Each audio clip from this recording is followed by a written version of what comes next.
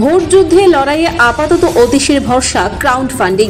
আর সেই ভরসার জায়গা থেকে ইতিমধ্যে একটি অনলাইন লিঙ্ক তৈরি করেছে আপ, যেখানে গিয়ে দলকে নির্বাচনে লড়ার জন্য আর্থিকভাবে সাহায্য করতে পারবেন সাধারণ মানুষ। জনগণের টেকের কড়িতে নির্বাচন লড়তে চায় আপ। রবিবার সাংবাদিক বৈঠক থেকে জনগণের কাছে 40 লক্ষ টাকা আর্থিক সাহায্য চাইলেন দিল্লির মুখ্যমন্ত্রী অতীশী মার্লেনা।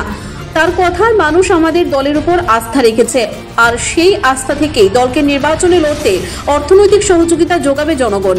এদিন জনতার কাছে কুর্নিশ জানিয়ে অতীশী বলেন, গত 5 বছর ধরে মানুষের বিশ্বাসী আমি একজন বিধায়ক থেকে মুখ্যমন্ত্রী হয়েছি। জীবনে এত কিছু জনগণের সমর্থন ছাড়া আমার পাওয়া সম্ভব ছিল না। তিনি আরো বলেন, রাজনীতির এই পথটায় মানুষের সমর্থন ছাড়া আমি একা হাঁটতে পারতাম না। মানুষ আমার উপর আস্থা রেখেছে, প্রতি মুহূর্তে আমাকে সহযোগিতা জুগিয়েছে। এবার নতুন বছরে যখন আমরা আরো একটি নির্বাচনের দোরগোড়ায়, সে সময় আবারও একবার মানুষের সমর্থনটাই প্রয়োজন।